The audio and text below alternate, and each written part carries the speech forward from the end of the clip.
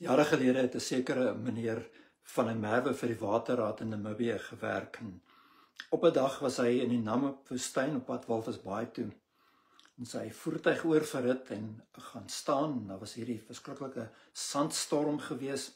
En hy besef dat dit kan tot 2 dae neem voordat hulle enigstens 'n soekveld of 'n soekspan gaan gee om vir hom te gaan soek. En hy dink die beste wat hy kan doen is nie om by die voertuig te bly nie, maar om so na die kus se kant toe te stap. En hy weet daar's 'n navorsingsspan wat ergens langs die kus besig is om navorsing te doen. Hulle het 'n kamp daarso, en as hy net by die kus kan kom en hy stap noordwaarts, dan kan hy by hierdie mense uitkom en dan kan hy gehelp word.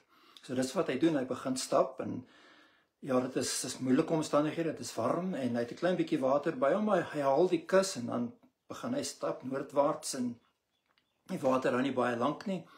En hy besef hy is in die moeilikheid. Dis hierdie geharde omstandighede. En dit raak laat. Hy kom ergens by waar daar die wrakstukke is van 'n skip wat vergaan het baie jare terug, en hy soek deur die wrakstukke om te kyk of daar net dalk iets is wat hy kan kry nie, maar nee, ja, daar's niks wat vir hom kan help nie, en hy's totaal en al moedeloos. Hy weet sy kanse op oorlewing is eintlik so min as hy weet hy het nie water nie, en hy's net daar so oorgelaat aan sy eie genade. En in sy moedeloosheid, hy bid en hy vra dat die Here vir hom sal help, en hy gaan sak neer op die sand en hy sit sy arm so agteroor, so asof hy, jy weet wat 'n mens doen wanneer jy jouself so stit op die grond. En soos wat hy met sy hande so in die sand druk, voel hy iets. En hy haal 'n bottel uit, 'n bierbottel met bier in. En hy kry nog 'n bottel met bier in.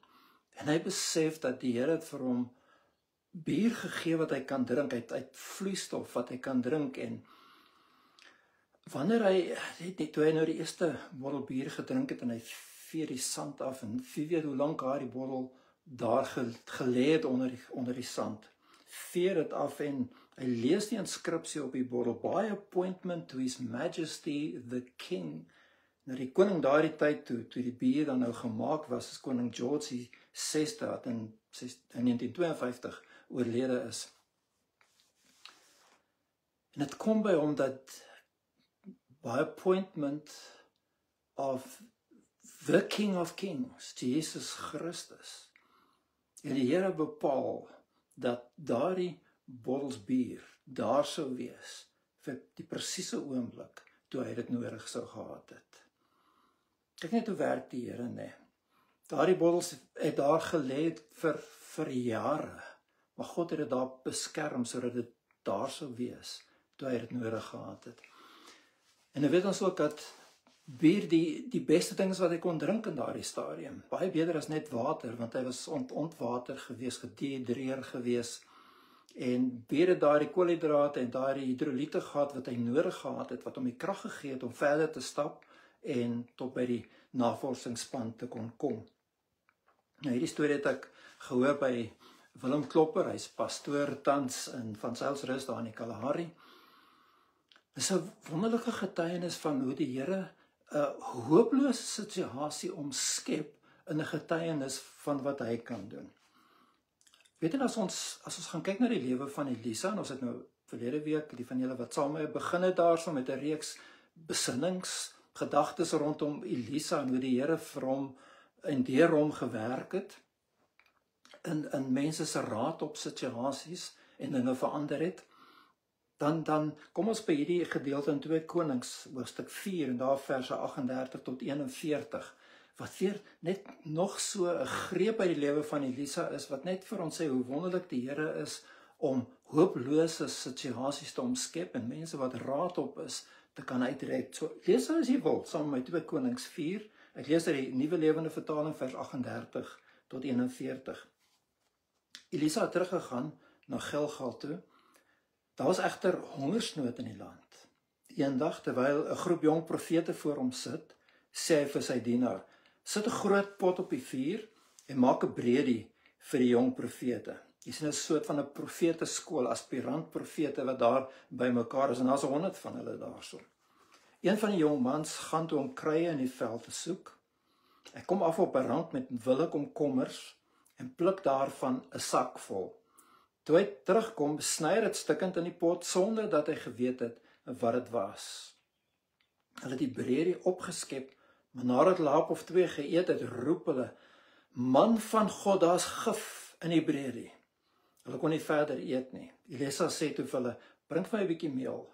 Hy neem dit, gooi dit in die pot en sê: "Nou is dit weer eetbaar.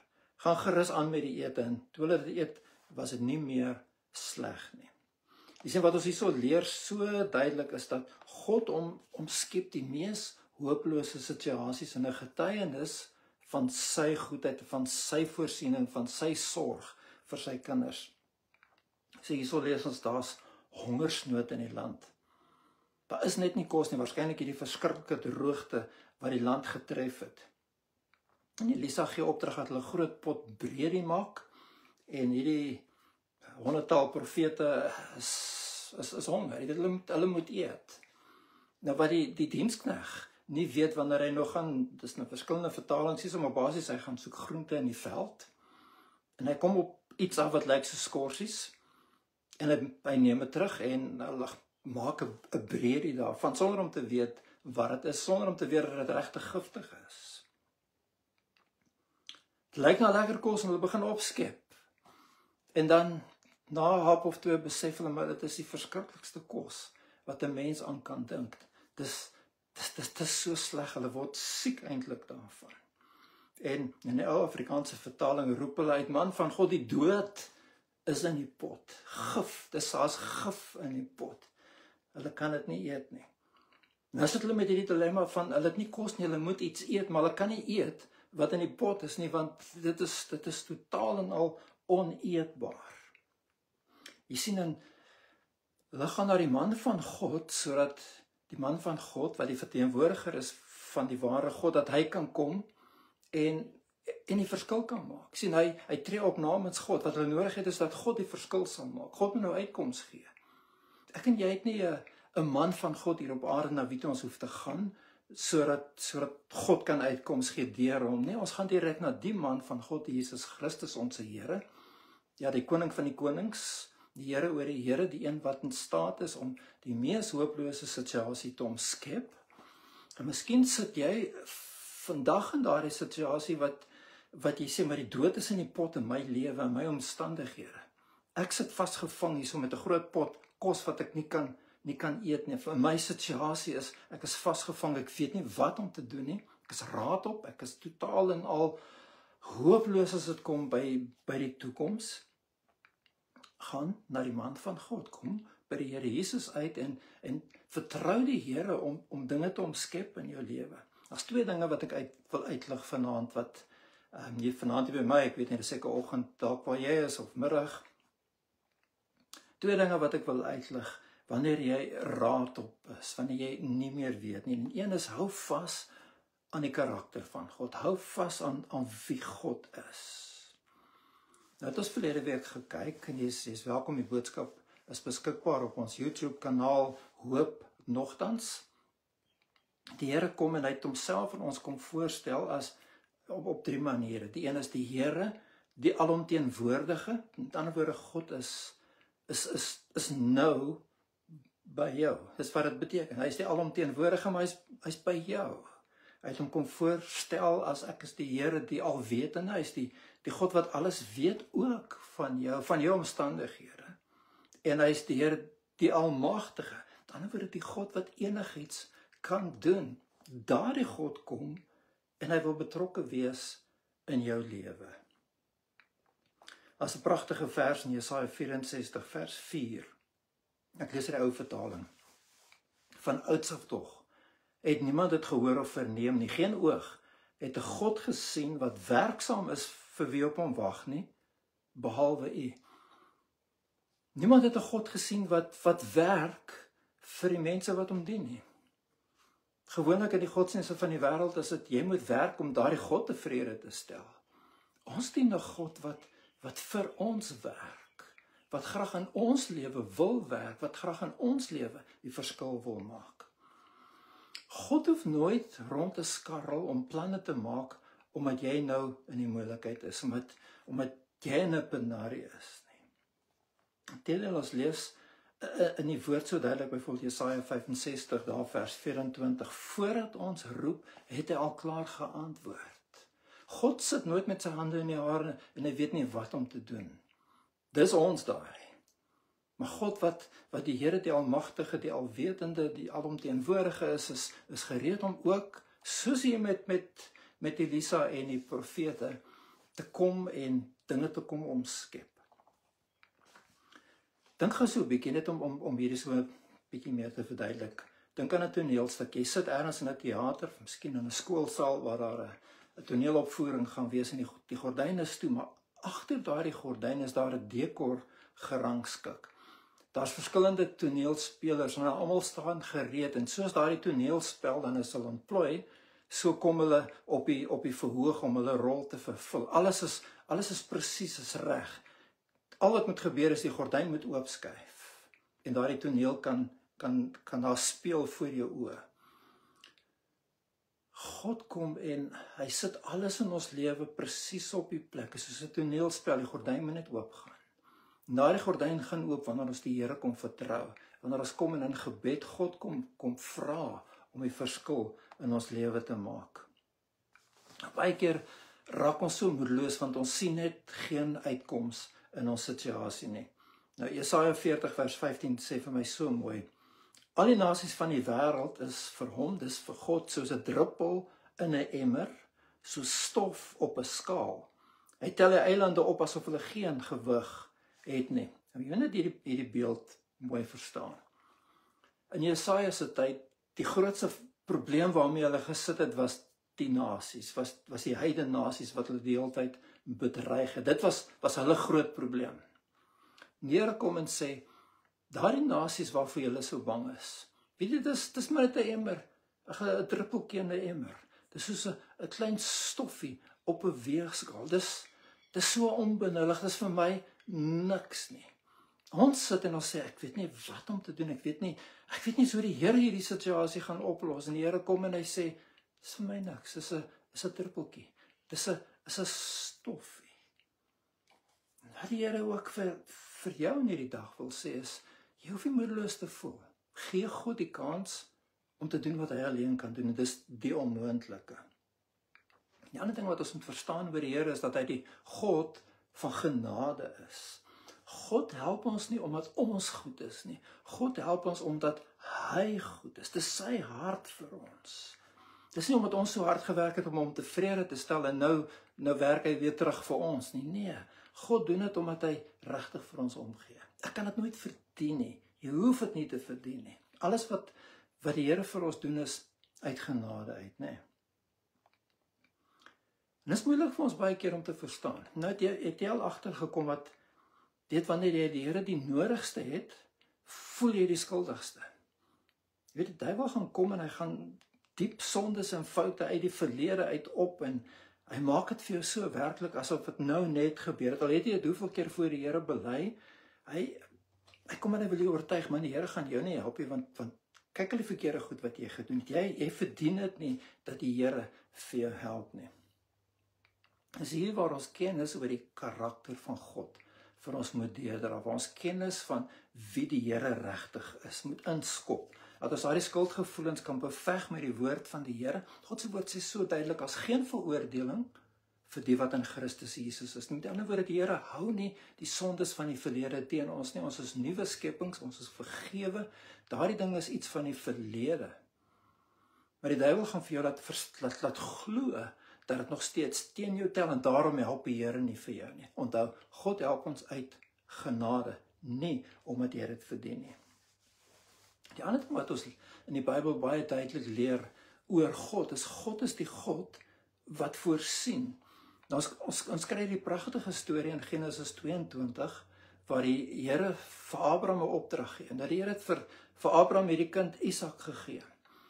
Daar's 'n belofte rondom Isak, dat uit hom die nasies sal ontstaan, so ontelbaar soos die sterre in die lug en die sand van die see, uit hierdie een kind.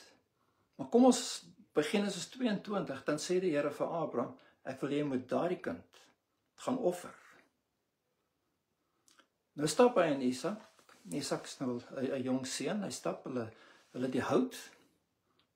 Soos wat hulle na die plek moet gaan waar hulle gaan offer, kom Isak met 'n baie geldige vraag. Hy sê, "Pa, hier's die hout. Waar is die offer?" En Abraham sê in die geloof, God sal self 'n offer voorsien. Hy het nie 'n offer nie. Die offer stap saam met hom, dis Isak. Maar in gehoorsaamheid sit hy sy seun op die altaar. En wanneer hy die mes oplig om sy seun te slag, dan gryp God in. En Abraham, wanneer hy besin oor hierdie, dan besef hy, maar God is 'n God wat voorsien. Hy noem daardie plek ook Jahwe Here, wat beteken die Here voorsien. Hy het iets leer ken van die karakter van God. God wil hê dat jy iets van hom sal leer ken, dat hy die God is wat voorsien, dat hy die God is wat voorsien wanneer jy regtig geen ander uitweg het, dan is hy daar vir jou. Hy het vir jou voorsien sodat jy gered kan word. En Paulus kom en hy sê, man, as God dit gedoen het, sal hy nie al die ander dinge wat ons nodig het ook vir ons gee nie. Sien jy hoe belangrik dit is dat ons God se karakter sal ken, dat ons sal vashou aan wat die woord sê oor God. So ek sê daar's twee waarhede waarin ons moet vashou wanneer ons raad op is. Die een is dan nou hierdie wie God is en die tweede is God se beloftes. Ons moet leer om ons lewens te bou op die beloftes wat God vir ons maak in sy woord. Vul jou hart daarmee en herinner hom aan sy beloftes. Nou hier is 'n mooi vers in Jesaja 62, en daar sal vers 60 dink ek daarom. Julle wat die Here herinner aan sy beloftes, moenie rus nie. Julle wat die Here herinner aan sy beloftes, moenie rus nie. Ek sê soos Jesaja 62 vers 6 en 7.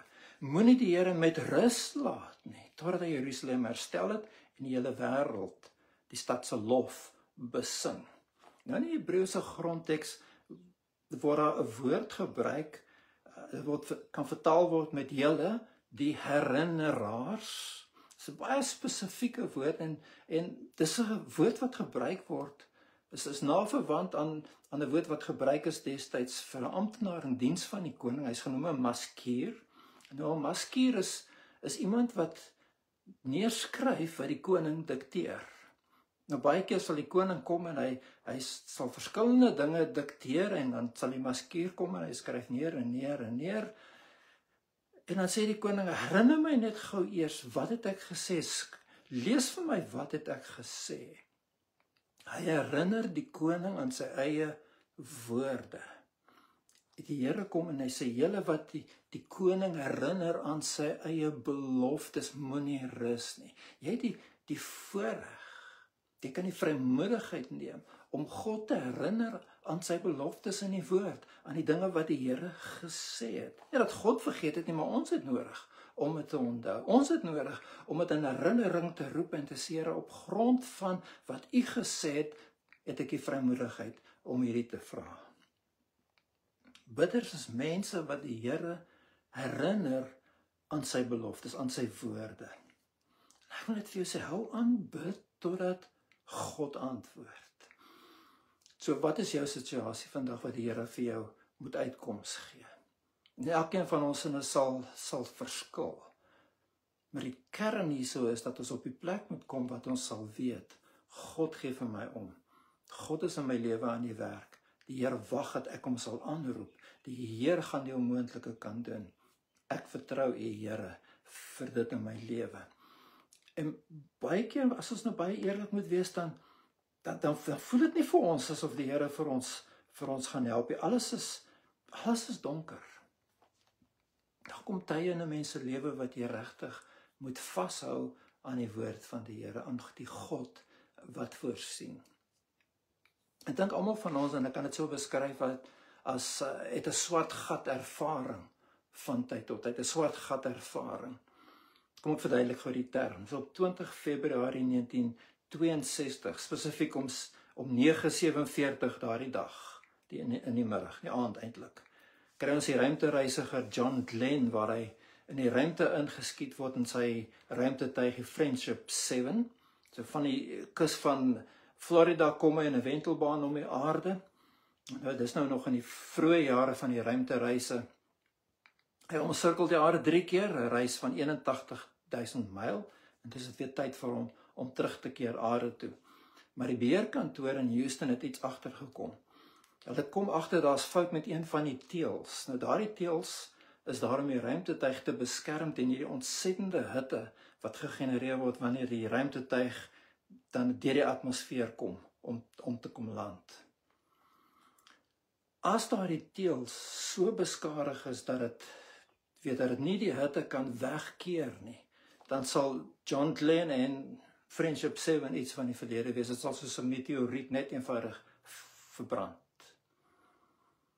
En nou kom dit, daar's daardie